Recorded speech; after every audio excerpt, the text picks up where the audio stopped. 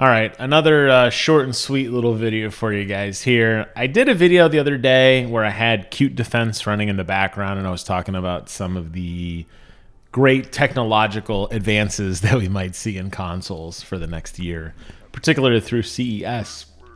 But I really didn't get a chance to talk about the game that I was playing, and it was so much fun, and a lot of my friends were asking me, what the hell is that? So this video is actually to explain that game.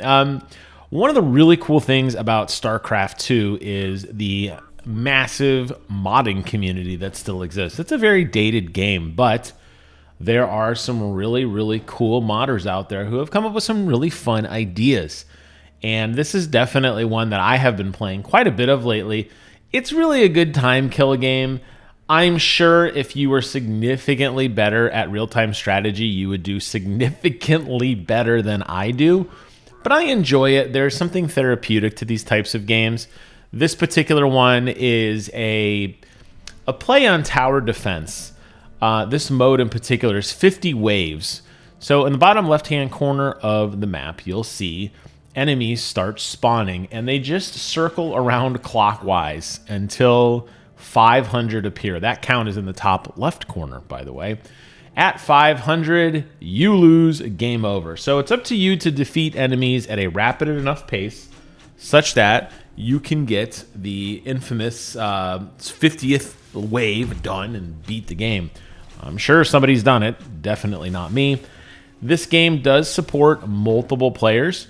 From what I can tell, it does not seem to scale down if there are less players. So me and my friend Kevin played it, and while we made it a little bit farther, it was very clear that we needed even more help. So I guess if you had a bunch of your friends online, you could all team up together and take on this challenge and have a decent chance at beating it. So what this mode is, even though it's in the StarCraft engine, it's definitely a play back to Warcraft 3.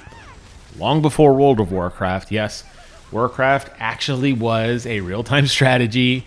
A lot of the units, the sound effects, the menus, the fonts, everything you're seeing in this game are ripped directly out of there. And this is absolutely a tribute to that game with this tower defense spin on it. Now, there are a couple limitations to this particular mode. Not every mod is a great one, although I would say this is one of the better ones. There are still a few limitations that you will encounter here. So the gist of it is you have to find a way to balance your economy, which is how much money you are generating by building different structures that give you more money, namely gold mines or miners to gold those mines, or gold farms that just randomly generate gold on their own, versus actively defeating the enemies, these cutelings that are running around the perimeter of the map. Invest too much in defense early on, you will suffer from economy later on. Invest too much in economy, and you're not going to be able to start generating money rapidly enough to build defenses to defeat the enemy. This is the basic gist of any real-time strategy, is finding that sweet spot, knowing when to attack versus when to kind of regroup and lick your wounds and save up some money.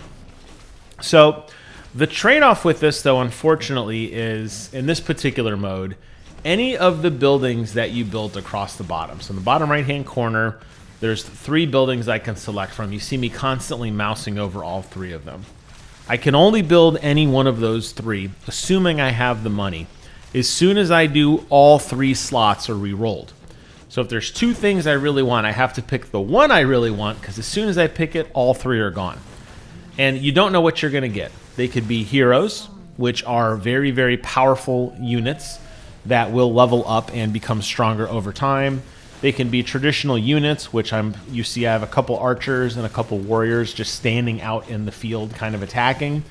They could also be walls, which in this mode are completely useless because your builder is not allowed to actually venture out into the field. The walls don't really matter, unfortunately. Now this particular mod has multiple modes to it, one of them being this kind of tower defense mode. Unfortunately, they didn't remove the walls in this game. Walls are very, very important, particularly in that other video I played the other day, where you're going to try to gate enemies from completely blocking them off from passing through a particular route, or at least funneling them into a kill box. Since you can't block what is going on here, and the enemies are just going to infinitely run in a circle, well, you don't have any choice. You can't build a wall. So a lot of times you're going to get stuck with 3 walls, which means you have to spend money to re-roll your options, which sucks. The last one, so we talked about the hero units, the regular units, the walls. The one I have invested in most heavily, and the one that is my favorite, is the tower. There are various towers in this game that do different things like freezing enemies or catching them on fire, slowing them down, poisoning them, area of effects attack, that sort of thing. And I'm just trying to build up basically a murder box of sorts to have the enemies come through, get destroyed so that I can keep the count low. Well, you've probably looked at the entire run length of this video and you see that we are just about a little over 2 minutes away from detonation. That's because I don't do very well. And again, I don't think it's particularly balanced for a single player experience. That said, it's a lot of fun to play. You can invest in, as I said, the economy piece.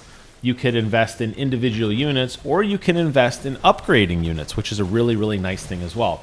So if you are building a significant amount of towers and you are putting out lots and lots of units that, a lot of towers, then you may want to invest in making all your towers do 5% more damage or reload quicker.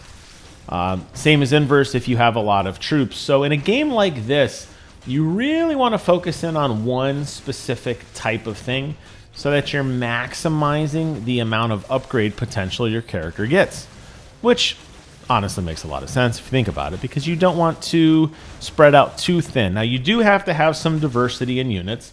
The hero units are quite strong against single targets, and they have lots of really powerful abilities that do either AoE type damage or some sort of mass ability to, really influence a battlefield, like turn enemies against each other or resurrect the dead. Those are great. The individual hero units that you get, if you had a bunch of them shoulder to shoulder, they would do a lot of damage as well. Typically, hero units do not need to reload, so while they are not as powerful, they are constantly attacking. And then, of course, you have the various turrets that you see me having built across that north wall, which in turn have significant firepower, but potentially takes time to reload, and usually it's a single target acquisition. So again, there's lots of different ways to peel this onion and try to figure out what you want to do. Each character you kill does give you money. You also naturally just get an income every few seconds, which does help as well, but it's definitely not enough to maintain your building. And you will see what happens is typically you run out of money to buy the super expensive things or to invest in the largest, best, baddest upgrades. Instead, you're limited by your resources there. Again, you're just one little dude trying to build things. Each thing takes time to build, so you can't build the biggest, baddest, best guns in the game. They take far too long and you'll be overrun. But fun little game. I wanted to show it off and explain it in a little more detail. I'm always looking for fun little be-real footage to talk over a topic because a lot of times you guys don't want to see my cute face, so you're going to see gameplay instead. Thank you so much for watching. Take care of yourselves, and until next time, I will see you guys on the other side.